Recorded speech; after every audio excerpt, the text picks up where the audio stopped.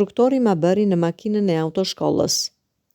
Ishte vera e parë e vërtet e jetës sime, ajo kur 19 vjeçarja ndjen në gjoks lëkundjen e botës së re që po hapej para saj. Dhe isha unë, Lena, me flokët e kuq që nuk durojnë shënjestër dhe zemër që rrihte për dy gjëra, të mësoja të vozis dhe të bëja përshtypje Klodianit, instruktorit autoshkollës.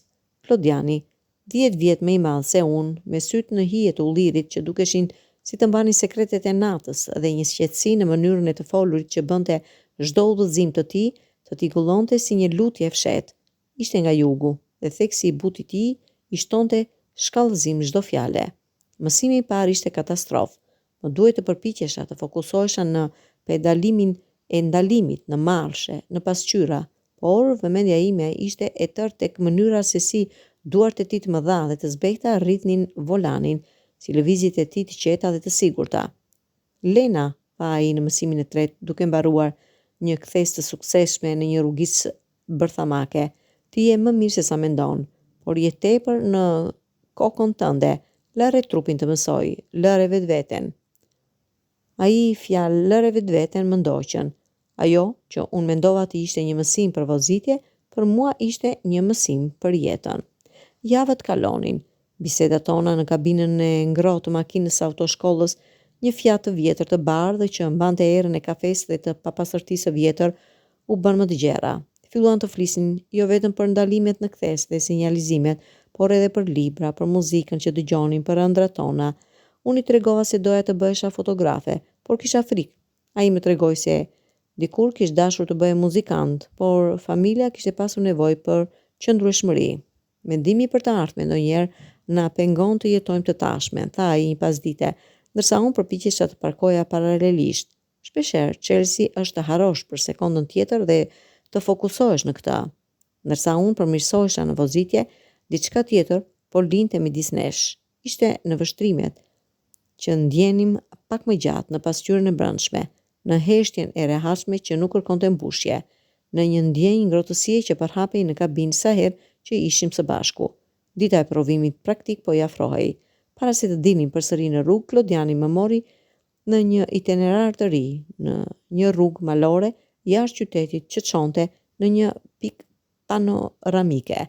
Këtu mund të praktikohesh në kushte të vështira, tha ai, por unë e dija se ishte më shumë se kaq.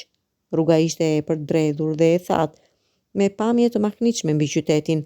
Arritëm në pikën panoramike, një platformë e vogël prej guri dhe një pamje që të merrte frymën. U ndalëm. Ti je gati, Lena, tha ai, duke shikuar nga dritarja. Jo mua. Jo vetëm për provimin, ti je gati për shumë gjëra. Si e di, pyeta, zëri im duke i dobët në hapësirën e gjerë. Ai u kthye dhe më shikoi. Ajo që ndjeva në atë shikim nuk ishte vetëm një vlerësim profesional i aftësive të mia të vozitjes. Ishte diçka e thellë, e ndenjur, plot pritje. Ishte shikimi i njeriu që sheh një tjetër vërtet, sepse ti e dëgjon botën, tha ai thjesht, dhe shumë pak njerëz e bëjnë këtë në të vërtetë.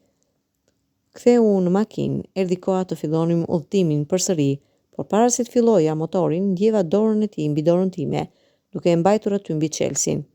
Mos u trem, tha, gjithçka që ke nevojë tashmë e ke brenda. Atë moment diçka u kput. Nuk ishte vetëm zemra ime që rrahu shpejt, ishte një ndjenjë plot e pamposhtur, siguria që përhapej nga thelbi im. E dija se kisha të drejtë që isha aty, të drejtën për të zënë hapësirën, për të drejtuar udhën time. E dija se isha e aftë. Prova praktike e ditës së ardhshme kaloi si një ëndër. Lëvizjet e mia ishin të sigurta, vendimet e mia të qarta, i kalova me lehtësi. Kur u kthyem në autoshkollë, Klodiani dha certifikatën dhe më përgëzoi me një buzëqeshje të vërtetë, të ndezur nga krenaria. Çfarë ndjen tani? Pyeti. Liri ishte përgjigjja ime, e vërtetë. Disa javë më vonë, kur kisha marrë tashmë patentën time, Klodiani më ftoi për një kafe. Shruam në një tavolinë të vogël dhe folëm për gjëra që nuk kishim guxuar të flisnim brenda këtyre 45 minutave të rregulluara të mësimit. Folëm për frikën, për kurajën, për mënyrën se si disa njerëz hyjnë në jetën tonë dhe momentin e duhur për të treguar diçka për veten tënde. Ti më mësove më shumë se sa të vozit, i thash. Dhe ti më kujtove. Pse e dua këtë punë, tha ai.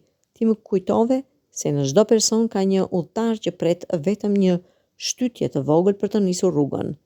Ajo ishte fundi i një kapitulli dhe fillimi një tjetri. Klodiani mbeti një mik i vyer, një drejtim i sigurt i hartës time të jetës, dhe sa herë që ulem pas timonit dhe ndjej fuqinë e makinës në duart e mia, kujtoj atë pasdite në mal dhe fjalët e tij. Gjithçka që ke nevojë tashmë e ke brenda. Erosi i vërtet, mësova, nuk është gjithmonë në prekjet fizike. Ndonjëherë është në atë ndjenjë të plot të besimit të dikujt tjetër te ti, në atë shikim që të thotë, unë të shoh dhe ti je mrekullueshme, në dorën që të shtyn përpara, jo për të të mbajtur prapa. Ishte ai lloj erosi i pastër dhe transformues që Klodiani më dha në ato javë në kabinën e ngrohtë atij Fiati të bardhë, dhe ai më shpëtoi në mënyrën më të bukur të mundshme.